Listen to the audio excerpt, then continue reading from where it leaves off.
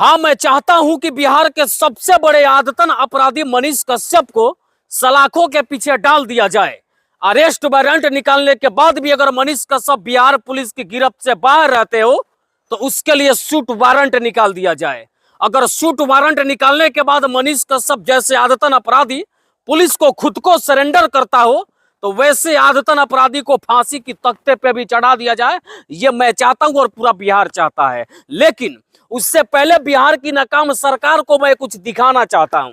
आपके स्क्रीन पे एक पेपर का कटिंग चल रहा होगा, पहले आप इस कटिंग को ध्यान से पढ़िएगा। सभी लोगों को पता है कि जब अकेला मनीष कश्यप तेजस्वी यादव के खिलाफ बोल करके और बिहार के सरकार का पोल खोल करके बिहार का सबसे बड़ा आदतन अपराधी बन जाता है, तो स्क्रीन पे चल रहा है पेपर कटिंग में यूनिवर्सिटी के भीमराव अंबेडकर यूनिवर्सिटी के जिस वीसी ने 60,000 विद्यार्थियों के जीवन को बर्बाद करने का काम किया, उसके गार्जियन के मनोबल को तोड़ने के काम किया, वैसे वीसी के ऊपर भी कैसा कार्रवाई होना चाहिए, मैं इसका भी जवाब बिहार की सरकार से चाहता हूं। पेपर के कटिंग में साफ तौर पर लिखा हुआ है कि 1 साल परीक्षा लेट होने के वजह से भीमराव अंबेडकर यूनिवर्सिटी के 60,000 छात्र, ध्यान से सुनिएगा, एक दो लोगों का बात नहीं है, पूरे 60,000 विद्यार्थियों के जीवन का सवाल है। 1 साल परीक्षा लेट होने की वजह से और रिजल्ट तेजी में नहीं आने की वजह से 60,000 विद्यार्थियों के भविष्य के साथ भीमराव अंबेडकर यूनिवर्सिटी के वीसी साहब ने खिलवाड़ किया है। तो वीसी साहब खिलवाड़ किए तो उसके लिए किसके ऊपर कार्रवाई होना चाहिए? जब मैंने भीमराव अंबेडकर यूनिवर्सिटी के इन 60,000 छात्रों में से कुछ लोगों से बात किया तो उन्होंने साफ तौर पे डंके की चोट पे यह बात कहा कि हर यूनिवर्सिटी के वीसी से शिक्षा मंत्री को घूस दिया जाता है, यानी कि दलाली का पैसा दिया जाता है ताकि शिक्षा मंत्री का जो कंठ हो यूनिवर्सिटी के वीसी के खिलाफ नहीं खुले। आप लोग यही चाहते थे ना कि जो मनीष कश्यप यूनिवर्सिटी में सीधा घुस करके और उसके वीसी के मुंह में माइक घुसेड़ करके ये सवाल पूछता है कि आपके यूनिवर्सिटी का सेशन लेट क्यों है, आप मीटिंग पर मीटिंग क्यों करते हो, तो उस मनीष कश्यप को सलाखों के पीछे डाल करके इस आवाज को दबाने का काम किया जाए। अरे तेजस्वी यादव जी आंखें खोल करके देखिए, इस पेपर के कटिंग में साफ तौर पे क्या लिखा हुआ है। हिंदुस्तान पेपर का ये कटिंग है जो आज से ठीक 4 दिन पहले पत्रिकाओं में आया है कि 1 साल यूनिवर्सिटी का सेशन लेट हुआ जिसमें परीक्षा भी लेट हो गई, उसके वजह से 60,000 विद्यार्थियों का रोजगार का अवसर आपके भीमराव अंबेडकर के यूनिवर्सिटी के वीसी साहब ने छीन लिया। एक तो बिहार में युवाओं को रोजगार नहीं मिलती और दूसरे तरफ जब रोजगार मिलती है तो उसके अवसर भी विद्यार्थियों से छीन लिया जाता है। और उन विद्यार्थियों के लिए, उन मजदूरों के लिए, उन गरीबों के लिए जब मनीष कश्यप आवाज उठाता है तो मनीष कश्यप को बिहार का आदतन अपराधी बना दिया जाता है। और आपको मैं एक बात बता दूं कि इस समय बिहार के सबसे बड़े आदतन अपराधी मनीष कश्यप के पीछे 2-2 राज्यों की पुलिस हाथ धो करके पड़ गई है। मनीष कश्यप एक ऐसा घोर अपराध कर दिया जिसके लिए एसटीएफ की एक विशेष टीम बना करके मनीष कश्यप को गिरफ्तार करने के लिए अलग अलग जगहों पे बिहार के बाहर भी छापेमारी की प्रक्रिया चल रही है। सरकार को लगती है कि मनीष कश्यप को जल्द से जल्द गिरफ्त में लाना चाहिए, उसके बावजूद अरेस्ट वारंट निकलता है और अरेस्ट वारंट निकलने के बाद भी मनीष कश्यप पुलिस के गिरफ्त में नहीं आता है। तो बिहार पुलिस एक बड़ी कार्रवाई करते हुए मनीष कश्यप के अलग अलग 3-4 खातों में लगभग 42 लाख रुपए को फ्रीज कर देती है। फ्रीज करने का मतलब है कि उन 42 लाख रुपए मनीष कश्यप के खाते में है, मनीष कश्यप के पैसा, लेकिन उस पैसे का लेन देन मनीष कश्यप नहीं कर सकते हैं। जानते हैं सारे हथकंडा क्यों अपनाए जा रहे हैं? क्योंकि बिहार सरकार के नजर में मनीष कश्यप सबसे बड़ा बिहार का आदतन अपराधी इसलिए बन गया कि उसने तेजस्वी यादव को खुला चैलेंज दे दिया कि तेजस्वी यादव 2025 में मैं आपका सरकार नहीं बनने दूंगा। आप मुख्यमंत्री का सपना देखना भूल जाइए, काहे कि आपको मुख्यमंत्री की कुर्सी पे मैं नहीं बैठने दूंगा। इन्हीं सभी बातों को लेकर के गुस्साए बिहार पुलिस ने मनीष कश्यप को बिहार का सबसे बड़ा आदतन अपराधी बना दिया।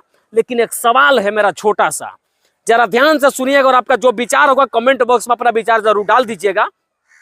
मनीष कश्यप ना तो किसी के साथ पैसा का छीना छोरी किया है, ना ही किसी का बलात्कार किया है, ना ही किसी का हत्या किया और ना ही किसी बैंक रोबरी में शामिल रहा है। उसके बावजूद बिहार सरकार की पुलिस ने मनीष कश्यप को आदतन अपराधी केवल और केवल इसलिए बना दिया कि मनीष कश्यप ने सरकार के खिलाफ आवाज उठाने की जुर्रत की। और ऐसी हरकत करके बिहार सरकार को, बिहार पुलिस को शायद लगता होगा कि मनीष कश्यप के खिलाफ अगर कड़ी से कड़ी कार्रवाई कर दिया जाए तो बाकी सभी पत्रकारों का मुंह बंद हो जाएगा। तो ऐसा बिल्कुल सोचना आपका गलत है। एक मनीष कश्यप भले ही सलाखों के पीछे चला जाए, लेकिन सैकड़ों मनीष कश्यप बन करके बिहार के अलग अलग जगहों पर तैयार हैं जो मनीष कश्यप के जेल जाने के बाद डरेंगे नहीं, मजबूती के साथ गरीबों की आवाज को बुलंद करेंगे। अगर बिहार पुलिस को लगता है कि मनीष कश्यप सबसे बड़ा अपराधी है, तो बिहार में बहुत सारे रेपिस्ट हैं, बहुत सारे मर्डर हैं, बहुत सारे रोबरी में शामिल होने वाले लोग हैं जो खुलेआम बाजार में घूमते हैं, चौक चौराहे पे जाके नाश्ता पानी करते हैं, पान खाते हैं, चाय पीते हैं। लेकिन बिहार सरकार इतनी बड़ी कार्रवाई जितनी मनीष कश्यप के लिए किया,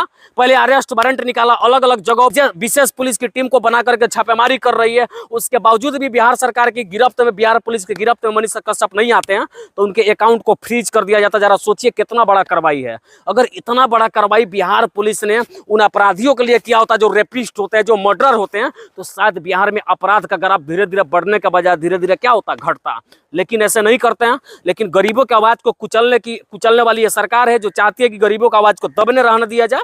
तो जाते जाते मेरा एक छोटा सा सवाल है, आप ध्यान से इस सवाल को सुनिएगा। मैं आपको बताता हूं कि इस पेपर के कटिंग में क्या लिखा हुआ, हालांकि स्क्रीन पे मैं चला भी रहा हूं, उसको भी आप देखिएगा। साफ तौर पे लिखा हुआ है कि 60,000 छात्रों की छूटी परीक्षाएं, और इस परीक्षा में क्या क्या छूटा मैं बताता हूं। इन प्रतियोगी परीक्षाओं से वंचित रह गए छात्र, यानी कि 1 साल सेशन लेट हुआ, रिजल्ट जल्दीबाजी में नहीं आया, तो उसमें किन किन परीक्षाओं में विद्यार्थियों का सहभागिता नहीं हुआ उसको मैं बताता हूं। आईपीबीपीएस की परीक्षा, ध्यान से सुनिएगा, बीएड प्रवेश परीक्षा, आरबीआई की परीक्षा, स्टेट बैंक पीओ की परीक्षा, एसबीआई क्लर्क की परीक्षा और एसबीआई के एसओ की परीक्षा। कुल मिलाकर के 6 ही नहीं, लगभग 8-10 ऐसे महत्वपूर्ण एग्जाम थे जिसमें बच्चों को रोजगार का एक बड़ा अवसर था। लेकिन नाकाम सरकार के नाकाम वीसी ने भीमराव अंबेडकर में नामांकित सभी 60,000 विद्यार्थियों का भविष्य ही बर्बाद कर दिया। आपको मैं बता दूं कि जो 2019 से 22 का जो सेशन था, इसका जो फाइनल एग्जाम था मई जून महीना में होना था। ध्यान से सुनिएगा इस बात को। पिछले साल के माने कि 2022 के मई जून में 2019 से 22 के सेशन में जितने भी सारे छात्र थे उनका एग्जाम हो जाना था, लेकिन ये एग्जाम नहीं हुआ। तो नहीं हुआ तो वीसी से सवाल पूछने की औकात किसी के नहीं है, अलावा मनीष कश्यप को छोड़ करके।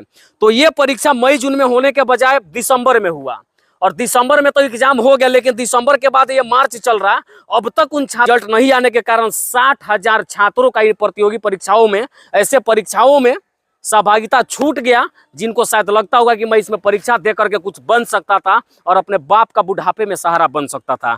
लेकिन बिहार सरकार के नाकाम वीसी ने केवल छात्रों का भविष्य बर्बाद नहीं किया, उन पिता के बोझ को भी बढ़ा दिया जो ये उम्मीद लगा करके बैठे थे कि शायद मेरा बेटा इन परीक्षाओं में पास होकर के हमारे बुढ़ापे का सहारा बनेगा। लेकिन उनके मनोबल को भी तोड़ दिया गया।